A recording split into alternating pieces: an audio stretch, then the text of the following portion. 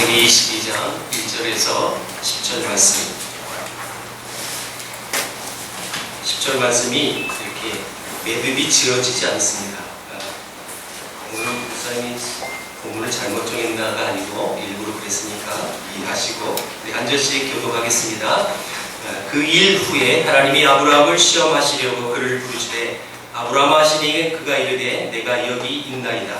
여호와께서 이르시되 내 아들을 내 사랑하는 목자의 사대를 보고 내가 떠나서 내게 이루어진 한 거기서 그를 보내려고 하라. 아브라함이 아침에 일찍 일어나 나귀의 안장을 지우고 두 종과 그의 아들 이삭을 데리고 번제에 쓸 나무를 쪼개어 가지고 떠나 하나님이 자기에게 일러 주신 곳으로 가더니 제3일에 아브라함이 눈을 들어 그곳에서 일어나더라. 이에 아브라함이 종들에게 이르되 너희는 나귀와 함께 여기서 기다리라. 내가 아이와 함께 저기 가서 예배하고 우리가 너희에게로 돌아오리라 하고 아브라함이 이에 번제나무를 가져다가 그의 아들 이삭에게 주고 자기는 불과 칼을 손에 들고 두 사람이 동행하더니 이삭이 그 아버지 아브라함에게 말하여 이르되 내 아버지 하니 그가 이르되 내 아들아 내가 여기 있노라. 이삭이 이르되 불과 나무는 있거니와 번제할 어린 양은 어디 있나이까. 아브라함이 이르되 내 아들아 번제하러 가면 하나님이 자기를 위하여 신중히 하시라고 두 사람이 함께 하였다. 하나님이 그에게 일러 주신 곳에 이른지라. 이에 아브라함이 그곳에 제단을 쌓고 나무를 버려놓고 그의 아들 이삭을 결박하여 제단 나무 위에 놓고 손을 내밀어 칼을 잡고 그 아들을 잡으려 하니. 오늘 하나님이 이를테면 납득하기 어려운 일을 아브라함에게 지시합니다. 번제물로 네 아들을 드려라. 번제라는 것은 여러분 짐승의 목을 이렇게 칼로 베어서 그 사체를 거꾸로 세우면 모든 그 피가 찢긴 그곳으로 다 흘러내려갑니다. 우리 소고기, 돼지고기도 그래서 먹는 건데 그런 다음에 내장을 빼고 그 동물을 갈라서 그 모든 걸 불로 태워 드리는 제사가 번제입니다. 근데 그 번제물을 100세에 낳은 아들 기다리고 기다렸다. 정말 학수고대에서 낳은 아들 그 아들을 자기 손으로 죽여서 그렇게 번제물로 드리라는 명령을 아브라함은 받습니다. 정신 나간 아버지 아니고선 어찌 자기 아들을 그렇게 죽일 수 있을까요? 도대체 부모의 마음이라는 것은 그 자녀를 위하여 자기 인생을 다 희생하면서까지 자기 자녀를 사랑하는 게 부모의 마음인데 오히려 그 부모가 자녀를 죽여 하나님께 번제물로 드려야 됩니다. 이건 정말 이해되지 않는 이야기입니다. 이해하려고 해도 이해되지 않아요. 성경이 있는데 왜 이해를 안 하려고 그러세요? 여러분, 지금 현재 부모가 아닌 사람은 이 마음이 사실 정확히 몰라요. 결혼해서 자식 낳아야 그 마음을 조금 알죠. 조금 아는 거죠. 사랑하는 정말 고생해서 낳아서 애지중지 키워. 지금 이삭은 아기가 아닙니다. 20살 정도 된 나이에요. 20년 동안 동고동락했다. 자기의 어떻게 보면 모든 것 전부라고 여길 수 있을 만큼 그렇게 사랑하는 아들을 그렇게 죽인다는 것, 이건 너무 끔찍한 이야기입니다. 여러분, 이 요구를 받았던 아브라함은 정말 아무것도 묻지도 않고 따지지도 않아요. 라이나 생명이 여기서 벤치마킹을 했을 거예요. 아무것도 묻지 않습니다. 따지지 않습니다. 그냥 그대로 순종합니다.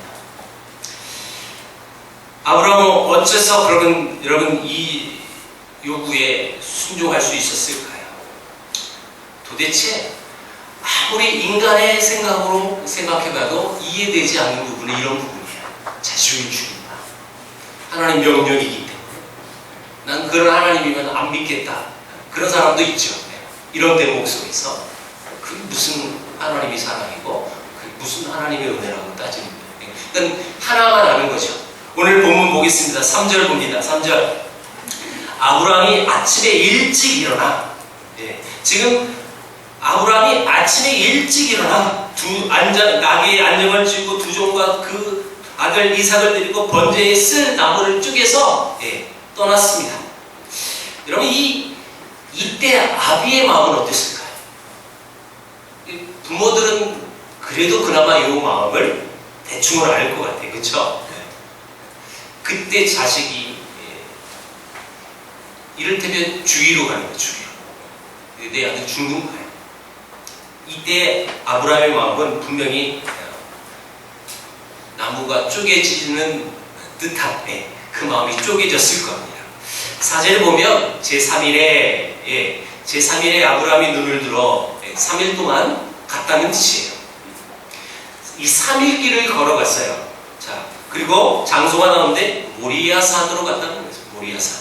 이 모리아산은 신약 시대에 오면 이게 예루살렘이 됩니다.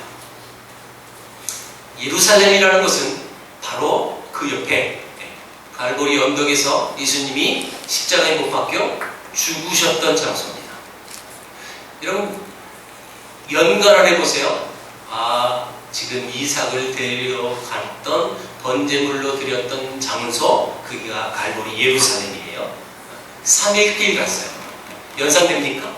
연관이 되어집니까?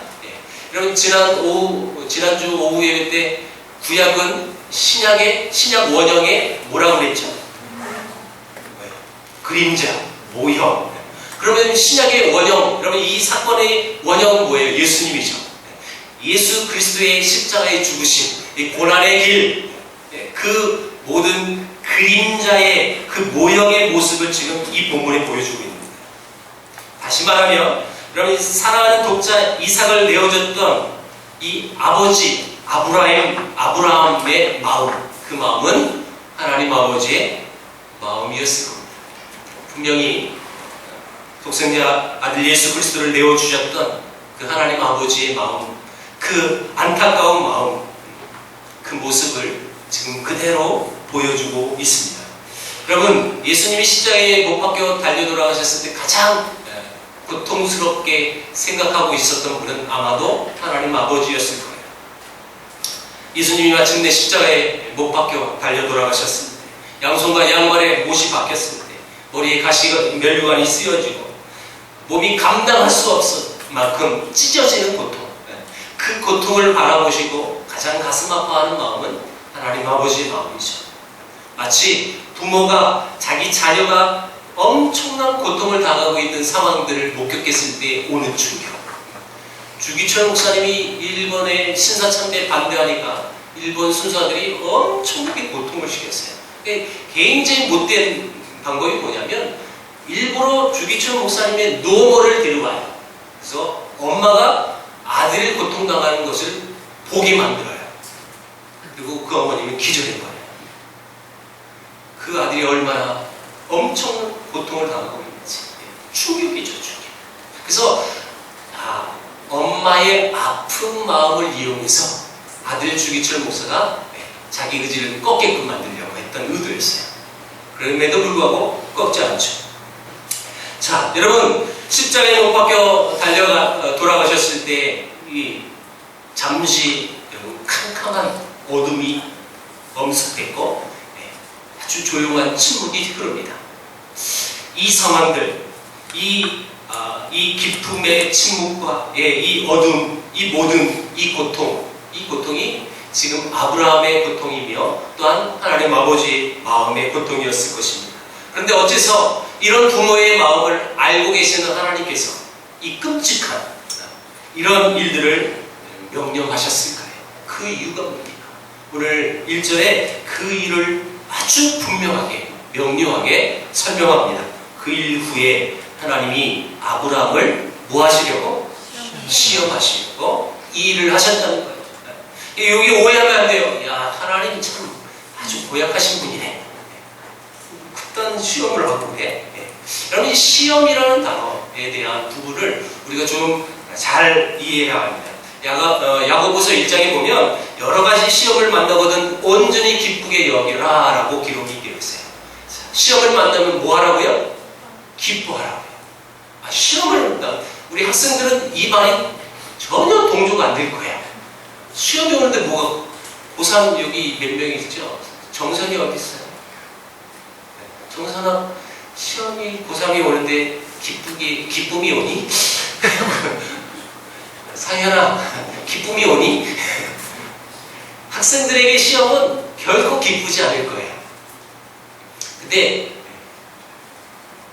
이런 애들은 기뻐할 수도 있어요. 시험만 보면 전국 1등. 네. 걔는 기뻐하겠죠. 당연히 보기만 하면 1등이 되니까.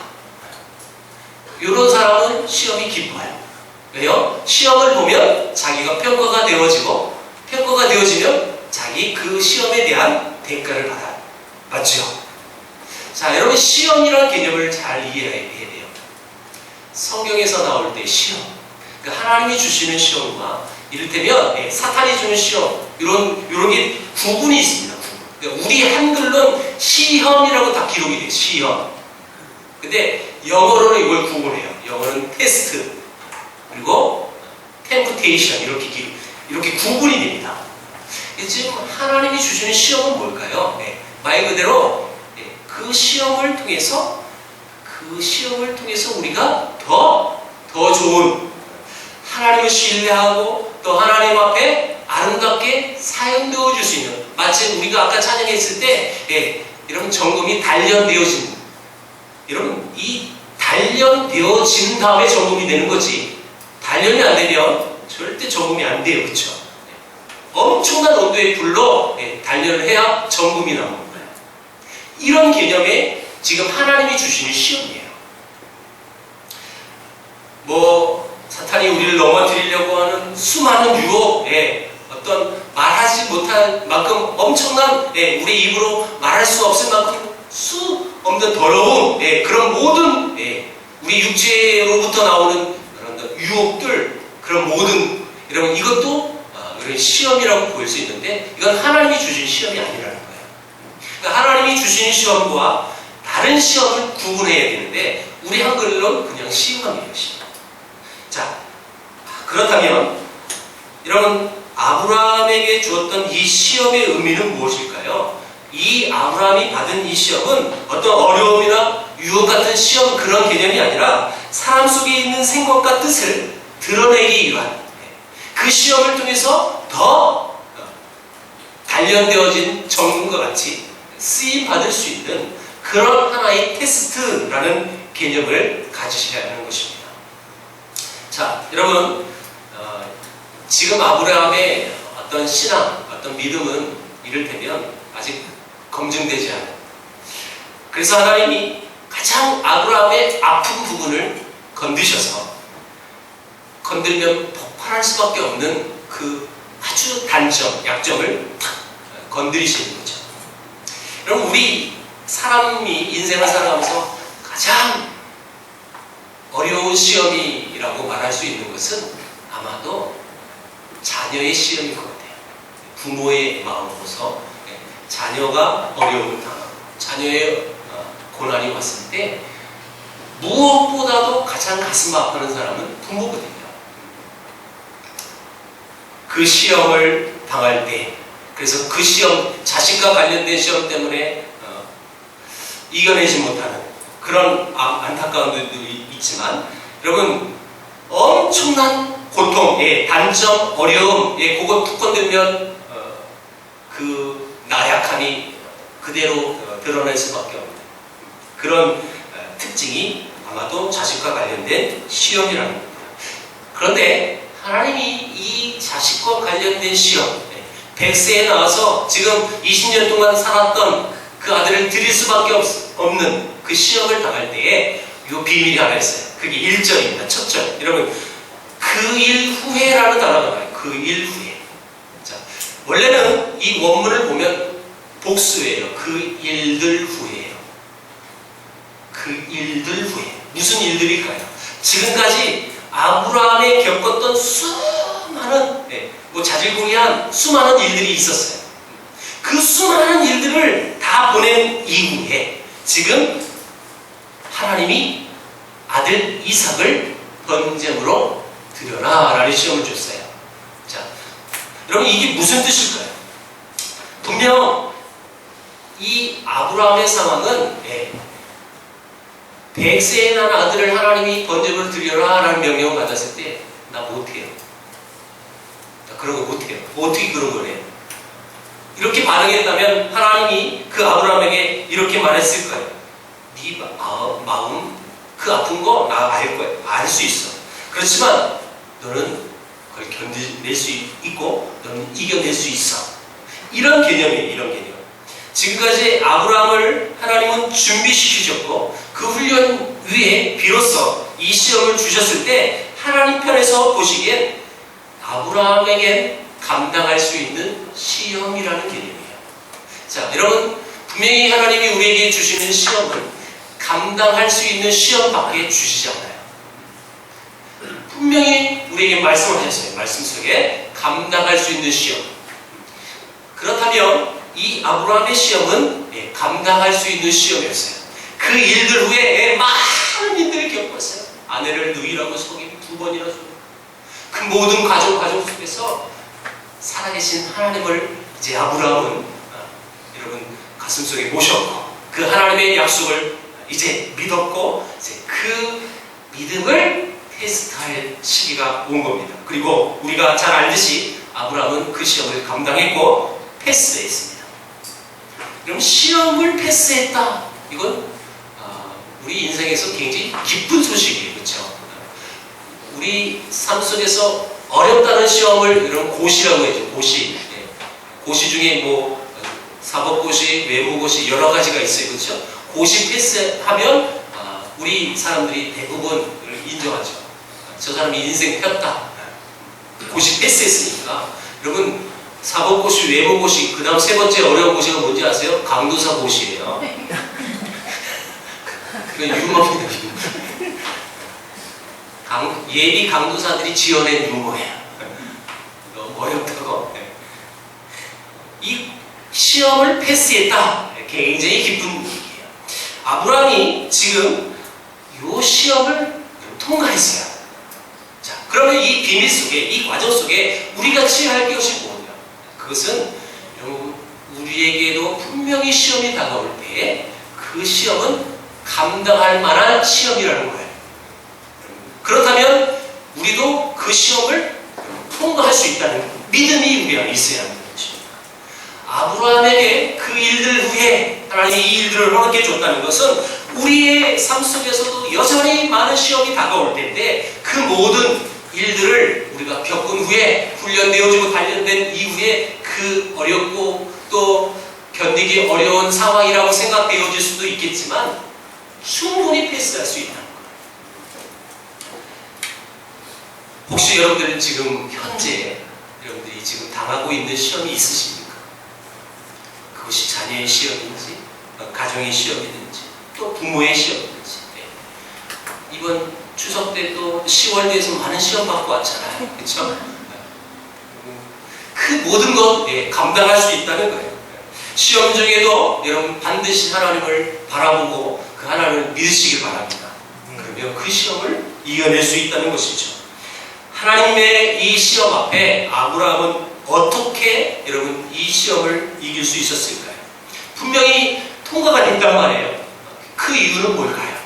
결론적으로 얘기한다면 아브라함은 정말 상식에 벗어난 하나님의 명령을 받았을 때 그가 한 행동이 있어요.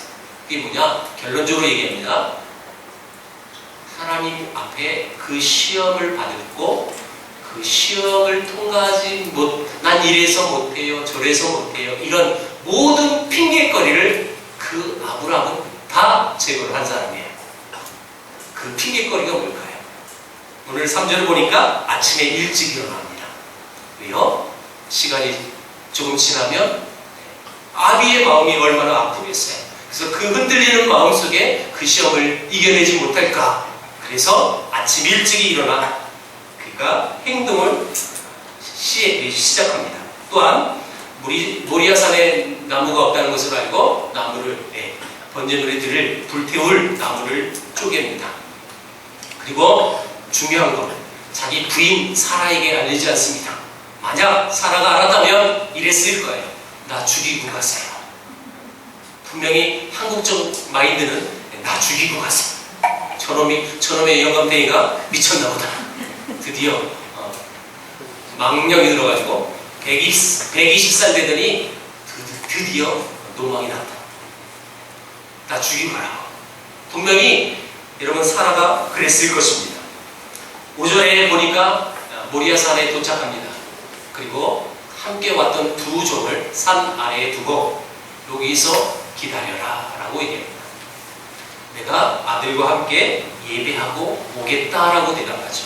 자, 여러분 이게 무슨 행동일까요? 이게 지금 두 종을 두고 갔다는 의미를 아셔야 돼요. 그렇죠? 그럼 두 종을 데리고 같이 번제 그 제단에 갔다면 내 주인이 지금 자기 아들을 나무에 올려놓고 제단에서 칼을 높이 들고 죽이려고 할 때 여러분 종이 가만히 있겠어요? 우리 주인님이 미쳤나 보다. 저거 정신 바짝 차리게 막아야지, 말려야죠. 아마도 여러분 이 모든 배경이 이 안에 숨어 있었어요. 이 말은 아브라함이 그 시험을 통과할 때에 자기가 모든 핑계거리들을 다 제거했다는 것. 그리고 그가 당당히 그 앞에서 그 시험을 통과합니다. 다시 말하면 이런 우리의 신앙이라는 것은 아마도 자기 싸움인 것 같습니다. 자기 싸움. 하나님 앞에 변명거리가 우리는 참 많잖아요. 하나님 이래서 난 못해요. 하나님 난 저래서 못해요. 나 열심히 섬기려고 했는데 이래서 저래서 많은 핑계거리를 대면서 그 자기의 행위를 정당화하는 이것이 우리의 모습 아니겠습니까? 여러분 우리의 이 삶 속에서 핑계거리를 찾아내야 합니다. 나는요 원래 성격이 이래가지고요 이런 거는요 잘 못해요. 솔직히 얘기해 성질이 좀 더러워서요. 그 다음 말은 생략할게요. 뭐 같아가지고요 이런 거 못해요. 이런 조차도 다 핑계거리죠. 여러분 드디어 모리아산에 도착한 아브라함은 단을 쌓고 나무를 벌려놓고 이삭을 결박해서 나무 위에 올려놓은 다음에 칼을 들고 아들을 잡으려 손을 높이 듭니다. 여러분 이 장면을 상상해 보세요. 지금 120세의 할아버지 같은 아버지가 20살의 아들을 결박해놓고 칼을 높이 들고 모리아 정상에 서 있습니다. 아마도 이 모습은 모리아 정상에 있는 이 모습은 이 아브라함의 믿음의 최정상의 모습일 것입니다. 너무 멋있는 모습 아니에요? 그의 믿음이 그 모든 이 핑계거리 다 제거하고 나서 그 정점에 달하는 아름다운 모습을 우리는 보게 됩니다. 사랑하는 성도 여러분, 좋은 신앙은 기도를 많이 하는 것, 은사를 많이 갖는 것, 그럴 수 있어요. 그런데 기도 많이 하면서 욕심 부리고 봉사를 많이 하는데 거짓말하고 은사가 많은데 사람을 좀 부리듯 하는 이것은 신앙이 좋은 게 아닙니다. 신앙이 좋다는 것은 나의 가장 귀한 것을 드릴 줄 아는 것이 좋은 신앙이며, 신앙이 좋다는 것은 구체적인 삶이 있다는 것이며, 신앙이 좋다는 것은 하나님께 헌신할 때 내 마음의 핑계거리를 제거하는 것이고 내 마음의 불평과 불만을 제거하는 것, 그것이 신앙이 좋은 것입니다. 우리가 신앙이 좋다라고 했을 때 저분은 기도 많이 해, 신앙이 참 좋으신 분이야, 저분은 많은 은사가 있어, 참 신앙이 좋은 분이야 라는 평가를 많이 해요. 그럴 수도 있어요. 눈에 보여지는 거니까. 저는 신앙이 좋다는 평가를 달리하고 싶어요. 신앙이 좋다는 것은 그에게 위기가 오고 그에게 아픔이 오고 그에게 고난이 왔을 때 그걸 대처하는 방법을 보면 그가 신앙이 좋다는 것을 알 수 있습니다. 아브라함은 어떻게 그렇게 할 수 있었을까요? 분명히 여러분 이 시험을 통과해서 믿음의 조상이라는 이런 별명을 갖게 되어지는데 어떻게 됐을까요? 구약에서 예수님을 보지 못하면 구약은 죽은 책입니다. 구약에서 예수님을 발견하기 시작하면 그 구약은 살아 움직이는 하나님의 말씀인 것이죠. 그런데 이 예수님을 위한 가장 멋있는 상징, 그 그림자, 그 대상이 오늘 본문에 나온 이삭이라는 사람이에요. 이삭. 그래서 여러분 많이 사실 이 본문을 통해서 이런 설교들을 많이 들었을 거예요. 이삭의 신앙. 20살의 건장한 청년이 120살 할아버지 같은 아버지 앞에 반항을 안 했을, 충분히 그런 힘이 있었음에도 불구하고 반항하지 않았다. 그는 순수히 번제물이 되기를 각오했다. 그가 바보냐? 제자님 왜 나를 결박해 놓은 자기가 번제물을 위해서 모른 척 아버지 어린 양은 어디 있어요? 그래서 이 이삭에 대한 부분을 이렇게 많이 들었을 것입니다. 그런데 어떻게 보면 이삭은 참 초라한 인생이에요. 사실은 그 인생을 보면 뭐 영웅적인 모습이 나오지 않아요. 아버지가 파놨던 우물들 나중에 살다가요 누가 쳐들어오고 뺏으려고 하면 그거 다 뺏겨요. 또 있어요. 아버지 닮은 게 하나 있는데 아버지처럼 자기 부인을 누이라고 불러요. 어떻게 보면 참 무능한, 정말 찌질한 모습으로 살아가는 하나의 사람, 이삭이라는 사람이죠. 그러나 이 이삭이라는 사람에게 있어서 가장 축복된 것이 하나 있다면 그 이삭은 약속의 자녀라는 거예요. 약속의 자녀. 그가 약속의 자녀이기 때문에 축복된 인생을 살아가요. 그가 가지고 있던 어떤 재능, 어떤 것들은 전혀 그가 받을 만한 조건이 아닙니다. 그런데 그가 그렇게 축복의 사람이 될 수 있었던 한 가지 이유는 약속의 자녀라는 거예요. 이 약속의 자녀, 이 부분을 우리는 좀 살펴봐야 하는데, 여러분 하나님께서 이스라엘 백성들에게 하나님과의 약속이라는 것을 가르쳐주기 시작한 부분이 바로 이 아브라함 때부터예요. 그렇죠? 이 아브라함을 통해서 이 하나님의 약속이 얼마나 중요한 것인지를 깨닫게 하시는데, 아브라함에게 아들을 주겠다. 그리고 그래서 할례를 하고 아브라함의 제주로 아들을 낳을 수 있는 통로를 다 제거한 다음에 25년 만에 아들을 주셨습니다. 마지막에 이스마엘이 태어났을 때에도 사라의 몸에서 날짜라는 분명한 말씀을 해요. 사라에게 나지 않은 그 아들은 아니라는 거죠. 그래서 여러분 결국은 그 하갈에 낳은 이스마엘, 하갈과 함께 내쫓으라고 하나님 말씀하십니다. 하나님의 말씀은 분명했습니다. 천지가 없어져도 하나님의 말씀은 없어지지 않고 그 약속은 반드시 이루어진다는 사실을 이 아브라함 때부터 굉장히 강조하십니다. 약속이 하나님. 그 약속은 반드시 이루어진다. 이삭과 이스마엘의 차이가 뭡니까? 그 단 한 가지예요. 약속의 자녀인지 약속의 자녀가 아닌지. 요거의 차이입니다. 분명히 아버지 아브라함은 동일해요. 아브라함 아버지를 통해서 두 여자지만 나왔어요. 그러나 큰 차이점은 이삭은 약속의 자녀라는 거예요. 약속의 자녀. 자, 여러분 이 세상에는 믿는 사람들보다 더 똑똑한, 믿지 않는 사람들이 얼마나 많은지 몰라요.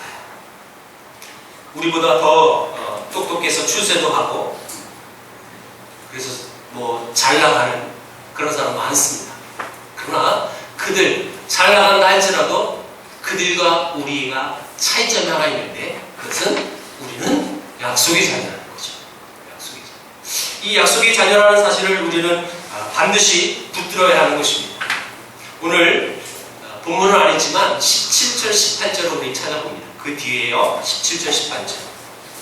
다 같이 읽어볼게요. 시작. 내가 내게 큰 복을 주고 내 씨가 크게 번성하여 하늘의 별과 같고 바닷가의 모래와 같게 하니 내 씨가 그 대적의 성문을 차지하리라. 또 내 씨로 말미암아 천하 만민이 복을 받으리니 이는 내가 나의 말을 준행하였으니까 쳤다. 지금 아브라함의 아들, 그 아들, 그 내 씨 이삭을 얘기하는데, 그 이삭을 통해서 크게 번성하고 이삭을 통하여 천하 만민이 복을 받는다라고 말씀했습니다. 하나님께서 이 씨, 여러분 이 씨 보세요. 이 씨를 달라고 하신다면 그 씨를 주는 거예요. 그렇죠? 이게 아브라함이 가진 신앙입니다. 하나님의 약속에 대한 신뢰였습니다. 이삭에게서 나는 자라야 내 씨가 칭할 것이다. 아브라함은 하나님께 왜 이런 요구를 하시는지, 앞으로 무슨 일이 벌어질지 아무것도 모르고 있었어요. 그러나 적어도 이삭이 죽을 수 없다는 것은 그가 확신하고 있었던 거예요. 번제단 이후에 그 아들을 죽이려고 했던 아버지 아브라함의 마음에 확신이 하나 있었어요. 반드시 내가 이 아들을 죽여도 그 이삭은 살아날 것이다. 왜요? 그 아들이 죽어서 끝나버리면 하나님의 약속의 이 말씀이 이루어지지 않습니다. 이 이삭을 통해서 반드시 일들이 이루어져야 되는데, 자, 이 장면을 신약 성경에서 아주 구체적으로 표현을 그리고 잘 해석을 해놨어요. 자, 오늘 PPT는 안 나옵니다. 히브리서를 찾아봅니다. 히브리서 11장